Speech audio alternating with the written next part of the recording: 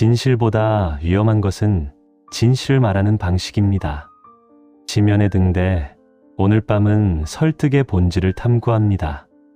회의실에서 팀장을 설득하려 했던 순간을 떠올려 본다. 논리는 완벽했고 데이터는 명확했다. 그런데 목소리가 떨렸고 입술은 바짝 말라갔다. 팀장의 표정이 굳어지는 것을 지켜보며 알았다. 내가 옳다는 것은 아무 의미가 없다는 것을. 설득은 진실의 문제가 아니라 두려움의 문제였다. 2000년 전 한 비자는 이를 세난이라 불렀다. 말하기의 어려움, 아니 살아남기의 기술. 당신이 말을 꺼내는 순간, 상대의 치부를 건드린 순간 이미 전쟁은 시작되었다. 그리고 전쟁에서는 옳은 사람이 아니라 살아남은 사람이 이긴다. 새벽 4시입니다. 천장을 응시하고 있지만 아무것도 보이지 않습니다. 눈은 떠져 있는데 잠은 오지 않습니다. 손바닥에 식은땀이 맺힙니다. 왜냐하면 오늘 오전 회의실에서 벌어진 일이 머릿속에서 계속 재생되기 때문입니다. 프레젠테이션 파일은 완벽했습니다. 3개월간 모은 데이터는 시장 점유율 하락세, 경쟁사의 약진, 예상 수익률까지 모든 숫자가 한 방향을 가리키고 있었습니다. 하지만 실패했습니다. 왜일까요? 이불을 걷어차고 일어나 부엌으로 가서 물을 마시는데 목구멍이 타들어가는 것 같습니다. 물을 삼키는 순간에도 그 장면이 떠오릅니다. 회의실 테이블 건너편에 앉아있던 팀장의 얼굴. 9번째 슬라이드를 넘기는 순간 그의 표정이 변했습니다. 입술이 얇아지면서 눈빛이 차가워졌습니다. 그 순간 알았습니다. 무언가 잘못 건드렸다는 것을. 창밖을 보는데 아직 어둡습니다. 도시의 불빛들이 희미하게 깜빡입니다. 그때 생각합니다. 저 불빛 아래에서도 누군가는 같은 고민을 하고 있을까? 옳은 말을 했는데 미움받는 이유를, 정확한 지적을 했는데 관계가 깨지는 이유를. 설득이란 무엇일까요? 논리로 상대를 굴복시키는 것일까요? 아니면 전혀 다른 무언가일까요? 오전 10시였습니다. 회의실에 들어서는 순간 노트북이 차갑게 느껴졌습니다. 프로젝터 화면의 푸른 빛이 방 전체를 채우고 있었습니다. 팀장은 이미 앉아 있었고 옆에는 2명의 임원이 더 있었습니다. 심호흡을 했습니다. 준비는 완벽했습니다. 첫 슬라이드를 넘기며 현재 전략의 문제점을 지적했습니다. 시장 점유율이 감소하고 있다고 말하고 경쟁사가 앞서가고 있다고 덧붙였습니다. 데이터는 거짓말하지 않았습니다. 그래프는 명확했고 하락세는 분명했습니다. 확신에 차서 말했습니다. 이대로 가면 위험하다고, 변화가 필요하다고. 팀장의 눈빛이 달라진 건 5번째 슬라이드부터였습니다. 지난 분기 의사결정의 오류를 언급했을 때입니다. 물론 직접적으로 말하지는 않았습니다만 숫자로 보여줬습니다. 그가 추진했던 프로젝트의 성과가 예상에 미치지 못했다는 것을, 투자 대비 수익률이 낮았다는 것을, 사실만 말했는데 그것이 문제였습니다. 9번째 슬라이드에서 새로운 방향을 제시했습니다. 그때 팀장의 손이 테이블을 두드리기 시작했습니다. 규칙적이지 않은 리듬이었고 초조함의 신호였습니다. 하지만 말을 이어갔습니다. 목소리가 점점 빨라졌고 논리를 강화했고 데이터를 더 보여줬습니다. 하지만 오히려 방 안의 공기는 무거워졌습니다. 발표는 끝났고 침묵이 흘렀습니다. 그때 팀장이 입을 열었습니다. 목소리는 차분했지만 날카로웠습니다. 현실을 모르고 하는 소리라고, 현장을 이해하지 못한다고 덧붙였습니다. 데이터가 전부가 아니라고 마무리했습니다. 반박하고 싶었지만 입술이 움직이지도 않았고 목구멍도 막혔습니다. 어쩌면 그 순간 이미 알았는지도 모릅니다. 이 싸움에서 졌다는 것을. 회의는 끝났습니다. 점심시간 복도를 걸어가는데 발걸음 소리만 텅 비게 울립니다. 동료들과 마주치는데 그들의 시선이 피해갑니다. 누군가는 작은 목소리로 인사합니다. 누군가는 고개만 끄덕입니다. 소문이 퍼진 것입니다. 회의실에서 무슨 일이 있었는지 모두 압니다. 팀장의 심기를 건드렸다는 것도 압니다. 카페테리아에 앉아 샌드위치를 한 입 베어 무는데 맛이 느껴지지 않습니다. 입안에서 음식이 씹히지만 삼키기 힘듭니다. 창밖을 봅니다. 사람들이 오가고 있습니다. 모두 바쁘게 움직이고 있습니다. 그리고 생각합니다. 내가 뭘 잘못했을까? 거짓말을 했을까? 아닙니다. 데이터를 조작했을까? 아닙니다. 논리에 오류가 있었을까? 아닙니다. 그렇다면 왜 실패했을까요? 대답은 2000년 전에 있었습니다. 기원전 233년 진나라 궁궐입니다. 한 철학자가 차가운 감옥 바닥에 누워 있었습니다. 한비자, 그는 법과 사상의 완성자였습니다. 그는 왕에게 나라를 바로 세우는 법에 대해서 간언했습니다. 법과 술수와 세력, 세 가지 원칙으로 나라를 다스려야 한다고 했습니다. 왕은 고개를 끄덕였습니다. 그런데 그를 죽였습니다. 왜일까요? 한비자는 이미 알고 있었습니다. 설득의 어려움을, 말하기의 위험을. 그는 세난편에서 이렇게 썼습니다. 상대가 높은 지위를 자랑스러워한다면 그것을 칭찬하라고, 상대가 지혜를 자랑한다면 그 지혜를 따르는 척하라고, 그리고 가장 중요한 것을 덧붙였습니다. 상대가 부끄러워하는 것을 절대 말하지 말라고. 그것을 건드리는 순간 당신의 목숨은 위태롭다고. 하지만 한비자는 이를 실천하지 못했습니다. 왕의 치부를 건드렸고 왕의 무능함을 간접적으로 드러냈습니다. 법으로 다스려야 한다는 말은 곧 왕의 덕이 부족하다는 뜻이었습니다. 왕은 그것을 알았습니다. 그래서 한비자를 죽였습니다. 논리가 옳았기 때문에 죽인 것이 아닙니다. 논리가 왕의 자존심을 건드렸기 때문에 죽인 것입니다. 샌드위치를 내려놓습니다. 손이 떨립니다. 그때 깨달음이 밀려옵니다. 내가 오늘 한 일도 똑같았습니다. 팀장의 결정이 잘못되었다고 말했습니다. 데이터로 증명했습니다. 그것이 그의 치부를 건드린 것입니다. 그의 판단력을 의심한 것입니다. 그의 권위를 흔든 것입니다. 당신은 옳았습니다. 그리고 그것이 문제였습니다. 설득은 진실의 문제가 아니었고 권력의 문제였습니다. 논리의 게임이 아니었고 두려움의 거래였습니다. 상대는 내 말이 옳은지 따지지 않습니다. 내 말이 자신의 약점을 드러내는지만 봅니다. 그런데 약점이 드러나는 순간 나는 위협이 됩니다. 위협은 제거됩니다. 복도를 다시 걸어 사무실로 돌아가서 책상에 앉아 컴퓨터 화면을 켭니다. 그러면서 묻습니다. 나는 어떻게 해야 할까? 진실을 포기해야 할까? 아니면 진실을 다르게 말하는 법을 배워야 할까? 한비자는 죽기 전에 남겼습니다. 세난의 마지막 문장을. 설득의 어려움은 상대의 마음을 아는 것이 아니라고 했습니다. 상대의 마음에 맞춰 말하는 것이라고 했습니다. 그리고 그것이 가장 어렵다고 덧붙였습니다. 왜냐하면 그것은 진실을 굽히는 것처럼 보이기 때문입니다. 하지만 한비자는 알았습니다. 죽어가면서도 알았습니다. 살아남지 못하면 진실도 의미가 없다는 것을. 창밖을 보는데 해가 기울고 있고 그림자가 길어집니다. 그리고 다시 묻습니다. 설득이란 무엇일까요? 오름의 게임일까요? 살아남음의 기술일까요?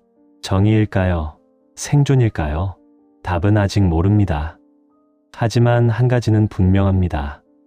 오늘의 실패는 나만의 문제가 아니라는 것. 2000년 전 한비자도 같은 실패를 겪었다는 것.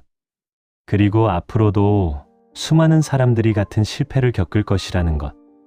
왜냐하면 우리는 믿기 때문입니다. 진실이 승리한다고, 논리가 이긴다고.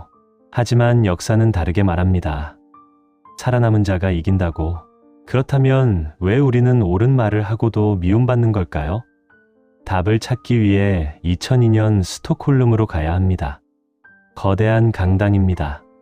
수천 명의 사람들이 숨을 죽이고 있는데 무대 위에 한 남자가 섭니다. 데니얼 카너먼입니다. 그의 손에는 노벨 경제학상 트로피가 들려 있습니다. 그런데 그는 경제학자가 아니고 심리학자입니다. 왜 심리학자가 경제학상을 받았을까요? 그는 인간이 합리적이지 않다는 것을 증명했기 때문입니다. 아니, 더 정확히 말하면 인간은 이득보다 손실에 훨씬 더 민감하다는 것을 밝혔기 때문입니다. 그는 이것을 손실 회피 성향이라고 불렀습니다. 무대 조명이 그를 비추고 박수 소리가 울립니다. 그가 증명한 것은 단순한 이론이 아니었습니다. 인간 행동의 근원적 메커니즘으로 당신이 회의실에서 실패한 이유가 바로 여기에 있었습니다. 실험실로 옮겨갑니다. 하얀 벽, 차가운 기계음, 그리고 내 스캔 화면이 깜빡입니다. 피험자가 앉아있고 연구원이 질문합니다. 100만 원을 얻을 기회와 100만 원을 잃을 위험 중 무엇이 더 크게 느껴지냐고. 피험자의 뇌가 반응합니다. 얻는 것보다 잃는 것에 2배 이상 더 강하게 반응합니다. 뇌의 편도체가 활성화되는데 공포에 중추입니다. 손실은 단순한 계산이 아닙니다. 생존의 위협입니다. 카너먼은 이렇게 설명했습니다. 인간은 같은 크기의 이득과 손실을 경험할 때 손실을 2.5배 더 크게 느낀다고. 이것은 수백만 년 진화의 결과라고. 생존하기 위해서는 얻는 것보다 잃지 않는 것이 더 중요했기 때문이라고. 그리고 이것이 설득의 문제와 연결됩니다. 당신이 회의실에서 팀장에게 말했을 때를 떠올려 봅니다. 데이터를 보여줬을 때 팀장의 뇌에서는 무슨 일이 벌어졌을까요? 당신의 말은 팀장에게 이득으로 받아들여지지 않았습니다. 오히려 손실로 인식되었습니다.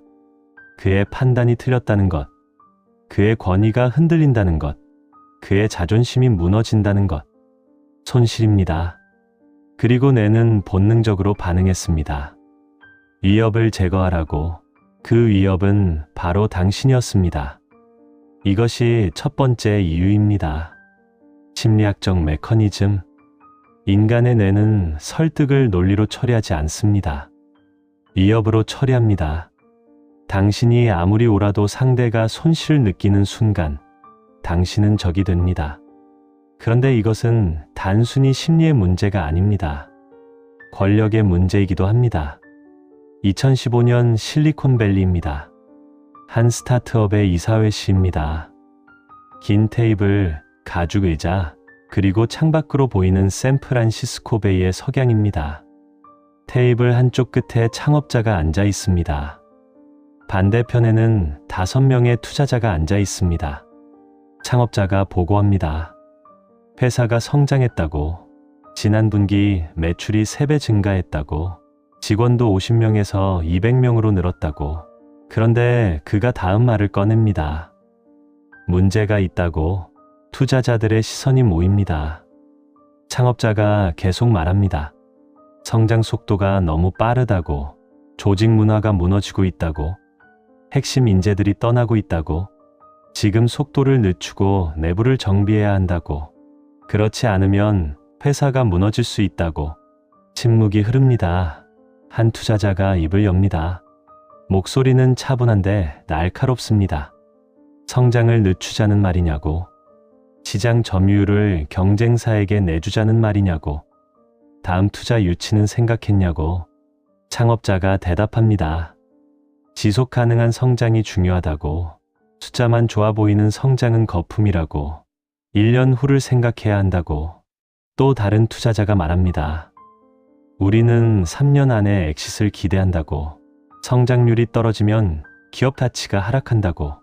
그렇게 되면 모두가 손해라고. 창업자는 알고 있습니다. 자신이 옳다는 것을. 그런데 투자자들은 다른 것을 보고 있습니다. 자신들이 투자한 돈이 위험해진다는 것을. 예상했던 수익률이 낮아질 수 있다는 것을. 손실입니다. 회의는 끝났습니다. 2주 후 창업자는 이사회에서 해임 통보를 받습니다. 공식적인 이유는 전략적 비전의 차이라고 합니다. 하지만 진짜 이유는 다릅니다. 그가 투자자들에게 손실의 가능성을 보여줬기 때문입니다. 성장이 멈출 수 있다는 두려움을 심어줬기 때문입니다. 그는 회사를 키웠습니다. 그런데 정직했기 때문에 쫓겨났습니다. 진실을 말했기 때문에 권력을 잃었습니다. 권력을 가진 사람은 진실을 원하지 않습니다. 자신의 이익을 보존하기를 원합니다. 당신의 말이 그 이익을 위협하는 순간 당신은 제거됩니다. 2000년 전 한비자의 시대나 지금이나 똑같습니다. 이것이 두 번째 이유입니다. 권력의 구조. 설득은 논리와 논리의 싸움이 아닙니다. 이익과 이익의 충돌입니다. 당신이 아무리 옳아도 상대의 이익을 위협한다면 옳음은 무력합니다. 그렇다면 어떻게 해야 할까요? 진실을 포기해야 할까요? 아니면 다른 방법이 있을까요? 1513년 피렌체 외곽입니다. 작은 서재입니다. 촛불이 흔들립니다. 한 남자가 책상 앞에 앉아 있습니다. 니콜로 마키아벨리입니다. 그의 손가락 끝에 잉크가 묻어 있습니다. 그는 지금 한 권의 책을 쓰고 있습니다. 군주론입니다. 그는 몰락한 정치인입니다. 피렌체 공화국에서 일하다가 메디치 가문이 집권하자 추방당했습니다. 그런데 추방당한 이유는 무능해서가 아니고 너무 정직했기 때문이었습니다. 권력자들에게 해야 할 말을 했기 때문이었습니다. 그리고 지금 그는 그 경험을 책으로 쓰고 있습니다. 촛불 아래에서 그의 얼굴이 드러납니다. 주름은 깊은데 눈빛은 날카롭습니다. 그는 펜을 들었습니다. 사랑받기보다 두려움의 대상이 되는 것이 낫다고. 하지만 증오받아서는 안 된다고. 이것이 마키아벨리의 핵심입니다. 권력은 도덕을 묻지 않는다는 것. 권력은 오직 생존을 묻는다는 것. 그리고 생존하기 위해서는 전략이 필요하다는 것. 그는 계속 씁니다. 군주는 필요하다면 악한 것처럼 보일 수 있어야 한다고. 하지만 실제로 악해서는 안 된다고. 상황에 따라 유연하게 대처할 수 있어야 한다고. 그리고 가장 중요한 것을 덧붙입니다. 군주는 자신의 진짜 의도를 숨길 수 있어야 한다고. 겉으로는 자비롭고 신에 있는 것처럼 보이되 실제로는 냉철하게 계산해야 한다고. 이것을 설득에 적용하면 어떻게 될까요? 당신이 팀장을 설득하고 싶다면 직접적으로 그의 잘못을 지적해서는 안 됩니다. 대신 그의 판단이 옳았음을 인정하면서 새로운 상황이 변했다고 말해야 합니다. 당신의 제안이 그의 성공을 더욱 빛나게 할 것이라고 말해야 합니다. 진실을 바꾸는 것이 아닙니다. 진실을 포장하는 것입니다. 이것이 세 번째 이유입니다. 정치적 전략. 설득은 진실을 말하는 기술이 아닙니다. 진실을 상대가 받아들일 수 있는 형태로 변환하는 기술입니다. 마키아벨리는 이것을 정치라고 불렀습니다. 우리는 이것을 생존이라고 부를 수 있습니다. 촛불이 꺼지고 마키아벨리의 서재가 어둠에 잠깁니다. 그런데 그가 쓴 글은 남습니다. 500년이 지난 지금도 그 글은 여전히 유효합니다. 왜냐하면 인간의 본성은 변하지 않았기 때문입니다. 권력의 논리도 변하지 않았기 때문입니다. 다시 실험실로 돌아옵니다. 뇌스캔 화면이 여전히 깜빡이고 있습니다. 손실의 피, 이득보다 손실을 2.5배 더 크게 느끼는 인간의 본능.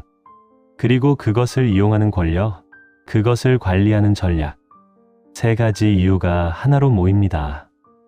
첫째, 인간은 논리로 설득되지 않습니다. 감정으로, 본능으로, 두려움으로 반응합니다. 카너먼이 증명했듯이 우리의 뇌는 손실을 위협으로 인식합니다. 둘째, 권력을 가진 사람은 진실보다 이익의 보존을 우선합니다. 2000년 전이나 지금이나 상대의 이익을 위협하는 것은 자살 행위입니다. 셋째, 생존하기 위해서는 전략이 필요합니다. 마키아벨리가 가르쳤듯이 진실을 포장하는 것은 기만이 아니라 지혜입니다. 그렇다면 이것은 무엇을 의미할까요? 당신이 회의실에서 실패한 이유는 명확합니다. 당신은 진실을 말했지만 상대의 뇌는 그것을 손실로 받아들였습니다. 상대의 권력은 위협을 느꼈고 당신은 그것을 포장할 전략을 갖고 있지 않았습니다. 설득에 실패한 것이 아닙니다. 생존에 실패한 것입니다. 그리고 이제 당신은 선택해야 합니다. 계속 옳은 말만 할 것인가? 아니면 살아남는 법을 배울 것인가? 다음 날 아침 책상 앞에 앉아서 펜을 듭니다. 그런데 백지 위에 선을 긋지 못합니다. 손이 떨립니다. 어제 깨달은 것이 머릿속을 맴돕니다. 설득은 진실의 게임이 아니었고 생존의 게임이었습니다. 그렇다면 어떻게 해야 할까요? 진실을 포기해야 할까요? 아니면 다르게 말하는 법을 배워야 할까요? 펜 끝이 종이에 닿습니다. 그리고 천천히 쓰기 시작합니다.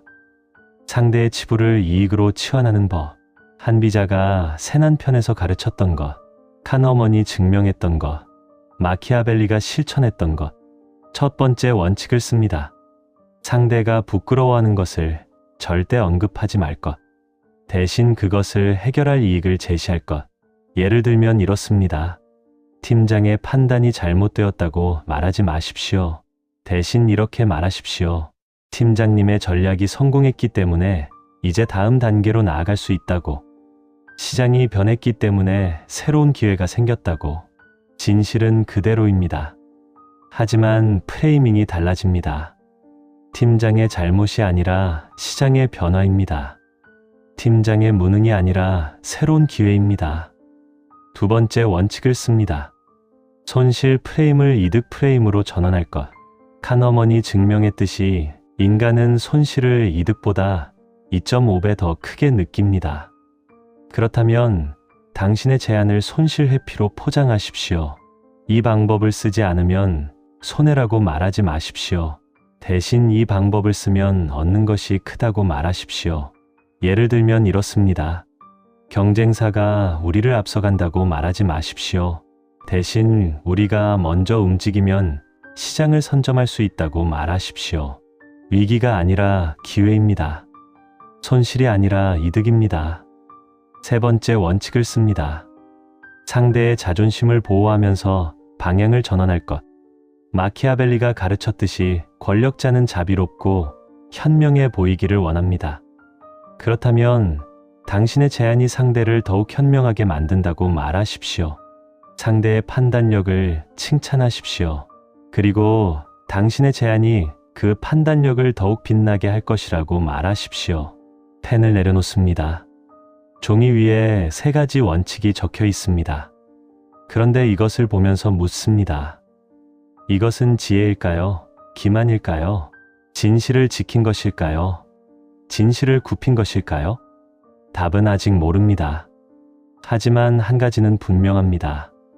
살아남지 못하면 진실도 의미가 없다는 것. 2주가 지났습니다. 같은 회의실입니다. 같은 테이블, 같은 의자, 같은 프로젝터입니다. 그런데 이번에는 다릅니다. 준비가 다릅니다. 팀장이 들어오는데 임원 2명도 함께 들어옵니다. 지난번과 똑같습니다.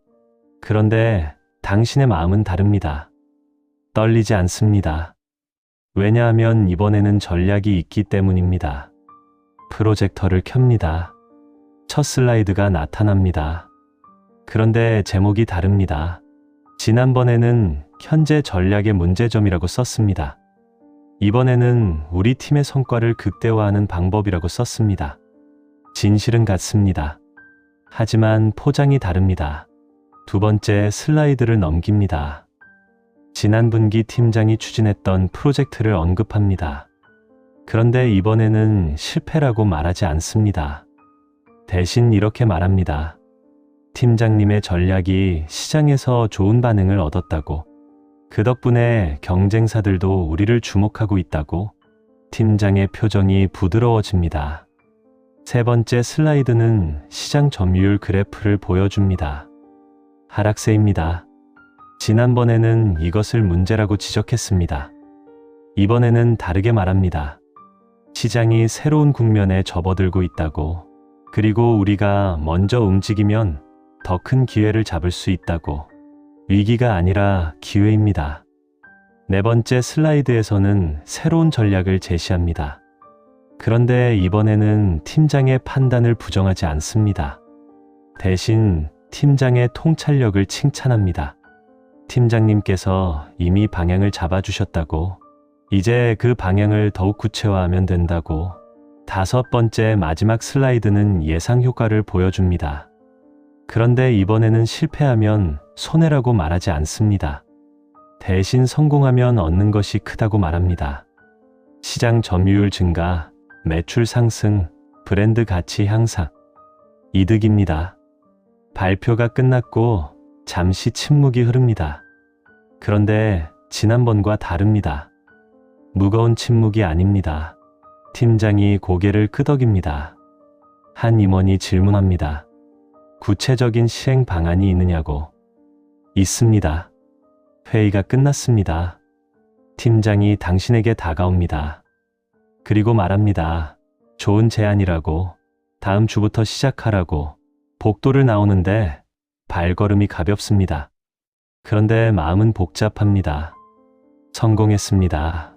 하지만 이것이 진짜 성공일까요? 데이터는 똑같았습니다. 논리도 똑같았습니다. 그런데 포장만 달라졌습니다. 그리고 결과가 달라졌습니다. 이것은 무엇을 의미할까요? 진실이 중요한 것이 아니라 진실을 전달하는 방식이 중요하다는 것일까요? 옳은 것보다 받아들여지는 것이 중요하다는 것일까요? 저녁입니다. 강가 산책로를 걷는데 발밑으로 강물이 흐르고 석양이 수면에 부서집니다. 붉은 빛이 물결을 타고 번집니다. 걸으면서 생각합니다. 내가 한 일은 무엇인가? 진실을 말했는가? 아니면 진실을 숨겼는가? 답은 둘 다입니다. 진실을 말했습니다. 시장 점유율이 떨어지고 있다는 것, 변화가 필요하다는 것, 모두 사실입니다. 그런데 진실을 다르게 포장했습니다.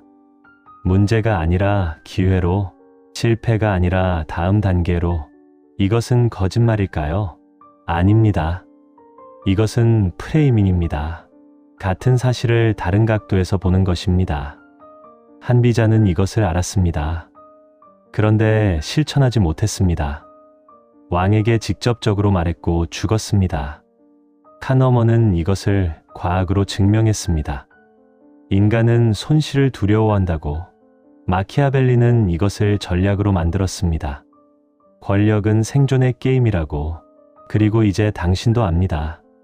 강물을 봅니다. 물은 바위를 만나면 부서집니다. 하지만 결국 바위를 깎아냅니다. 어떻게 가능할까요? 정면으로 부딪히지 않기 때문입니다. 돌아가기 때문입니다. 유연하기 때문입니다. 설득도 마찬가지입니다. 정면으로 부딪히면 부서집니다. 당신이 옳아도 상대가 권력을 가졌다면 당신이 깨집니다. 그런데 물처럼 돌아간다면 어떨까요? 상대의 자존심을 건드리지 않으면서 방향을 바꾼다면 어떨까요? 이것은 비겁함이 아닙니다. 지혜입니다. 벤치에 앉아서 하늘을 보는데 별이 하나둘 나타나기 시작합니다. 그리고 다시 묻습니다. 이것은 옳은 일일까요? 대답은 간단하지 않습니다. 한편으로는 이것이 기만처럼 느껴집니다. 진실을 숨기고 포장하는 것, 상대를 조종하는 것, 권력의 게임에 굴복하는 것. 하지만 다른 한편으로는 이것이 현실입니다. 세상은 논리로만 움직이지 않습니다. 감정으로, 두려움으로, 이익으로 움직입니다. 당신이 아무리 옳아도 상대가 받아들이지 않으면 의미가 없습니다. 그렇다면 선택해야 합니다. 옳은 말을 하고 미움받을 것인가? 아니면 받아들여지는 방식으로 말하고 변화를 만들 것인가? 한비자는 첫 번째를 선택했습니다. 그리고 죽었습니다. 실리콘밸리의 창업자도 첫 번째를 선택했습니다. 그리고 쫓겨났습니다. 마키아벨리는 두 번째를 배웠습니다. 그리고 살아남았습니다. 당신은 어떤 선택을 할 것인가요? 일어나서 다시 걷기 시작합니다. 강물이 여전히 흐릅니다. 멈추지 않고 흐릅니다. 바위를 만나도 돌아가고 계곡을 만나도 흘러갑니다. 그리고 깨닫습니다. 설득은 오름의 게임이 아니라는 것을, 살아남음의 기술이라는 것을. 옳다고 해서 이기는 것이 아닙니다. 살아남은 자가 이깁니다. 그리고 살아남은 자만이 진실을 말할 기회를 얻습니다. 죽은 자는 아무것도 말할 수 없습니다.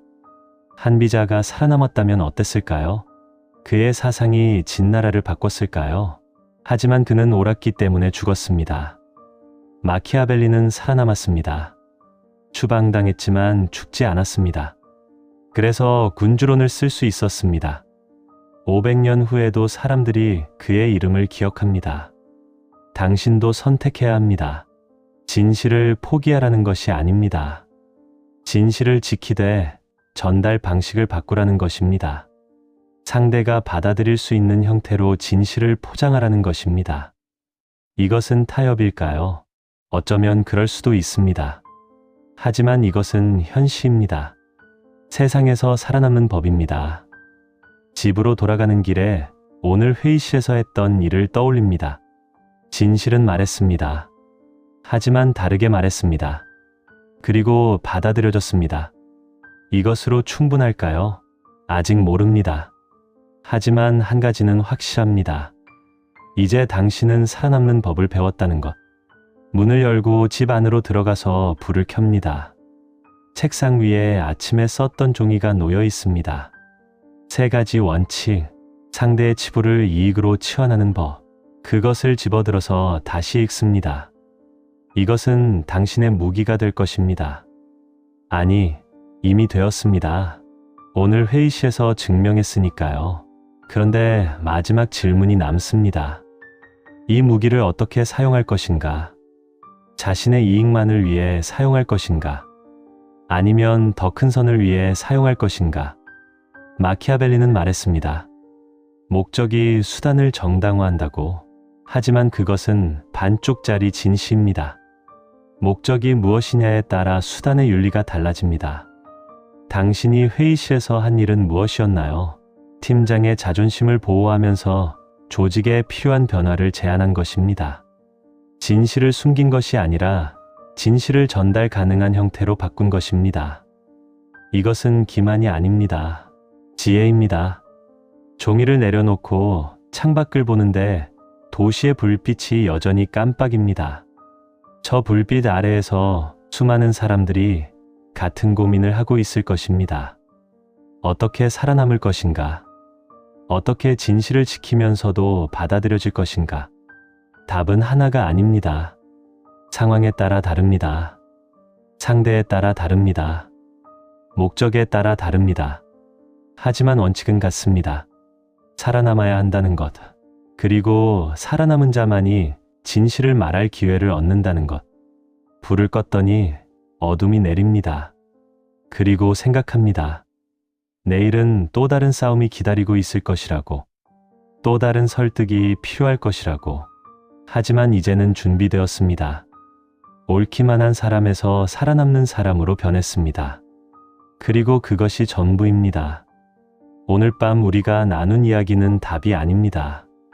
질문입니다. 당신은 어떤 선택을 하시겠습니까? 답은 각자의 몫으로 남겨두고 심연의 등대는 여기서 불을 끕니다. 함께 걸어주셔서 고맙습니다.